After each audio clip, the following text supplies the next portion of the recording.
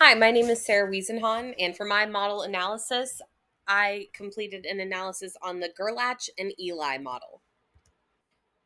The Gerlach and Eli model was developed in 1980 by Vernon S. Gerlach and Donald P. Eli to create a model that explained each component of the teaching and learning process.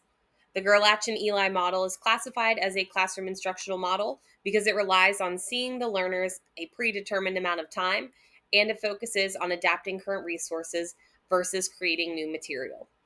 In today's day and age, when media is being incorporated into a lot of learning, the Gerlach and Eli model is a great model to use because it also looks at the resources used within a classroom. The Gerlach and Eli model is organized as a cycle where the steps are linear and concurrent.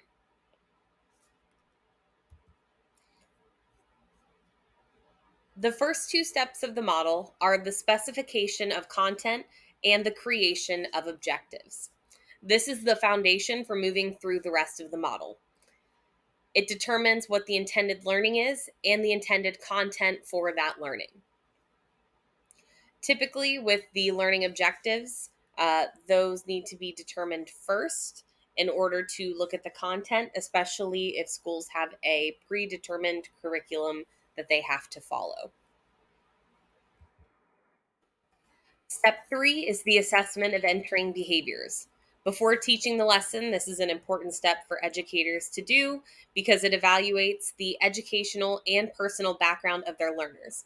It also helps impact all of the steps in 4 through 8, especially the organization of groups.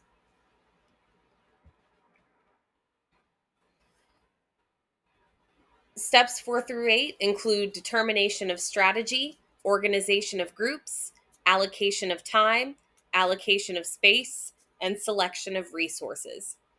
Steps 4 through 8 are all interdependent on one another.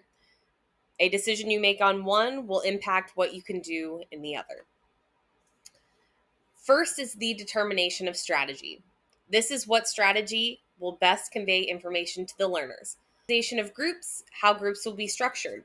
This is also associated with the objectives or the intended learning outcome.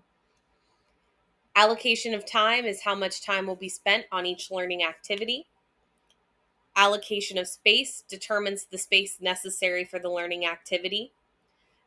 And selection of resources is where the teacher will evaluate resources and determine if they need to be adapted.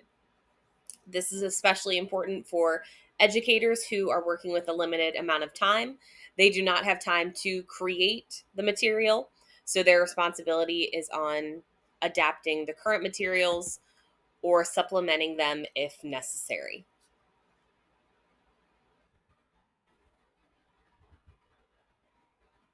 Step number 9 is the evaluation of performance.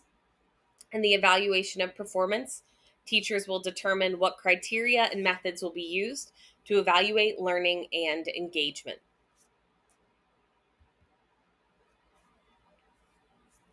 Step number 10 is an analysis of feedback. In this step, the educator will review the planning process and make any necessary changes to increase student learning in the future.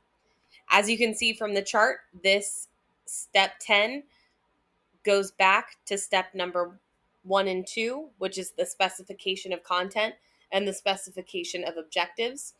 It is important to note this because the learning process does not just end at an evaluation. This model encourages teachers to look at the student performance and then consider that in the future learning of their students.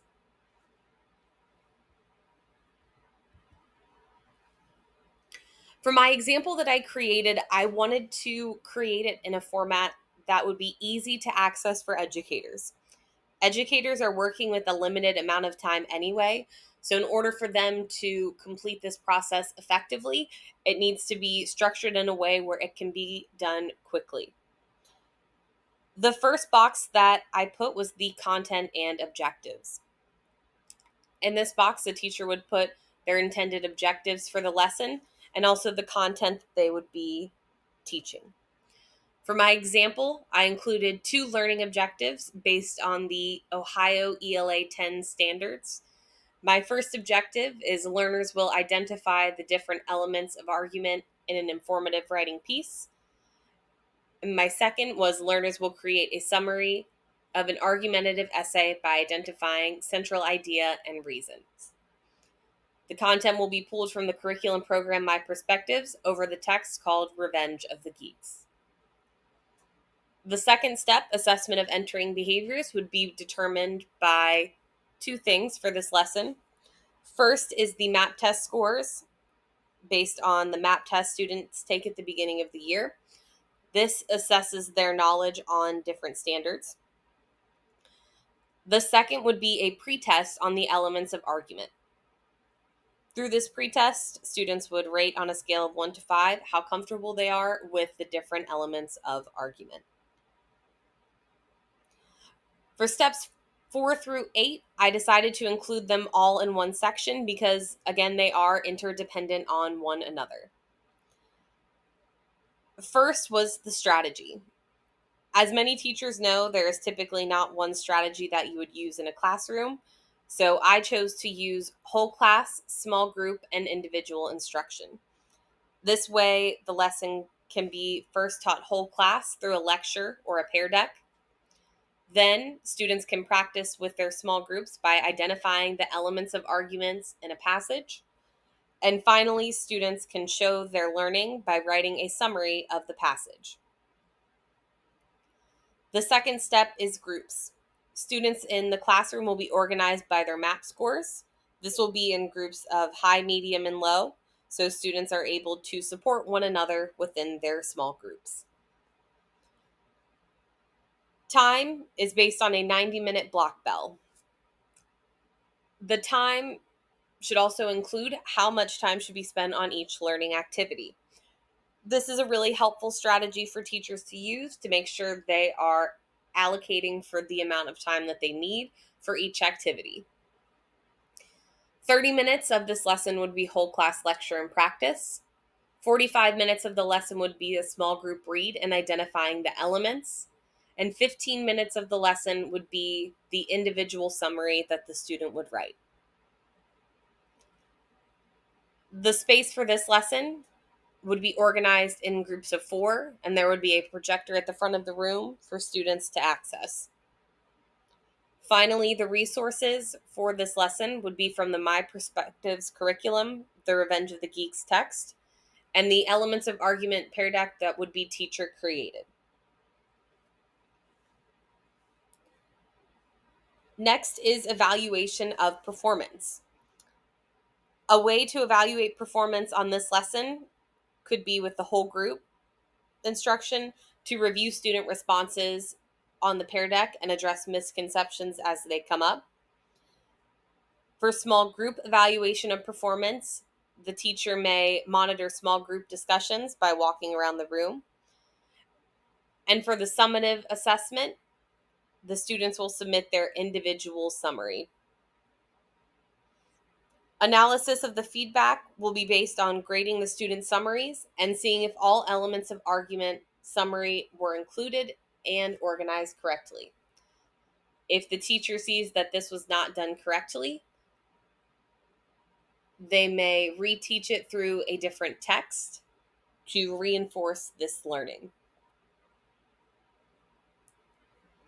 The reteaching could be based on organization, it could be based on transition phrases, or it could be based on identifying main ideas. This instructional model would be extremely beneficial to classes like math, where a lot of the content builds on one another. So with math concepts, you cannot move on without knowing the previous concept.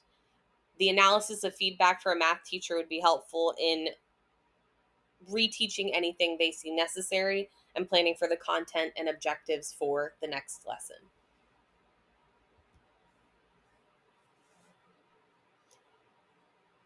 The references that I used were the Survey of Instructional Development Models, 3rd edition, the Gerlach and Ellie Design Model, And I also included the Ohio Learning Standards for English Language Arts to use as a reference for developing learning objectives.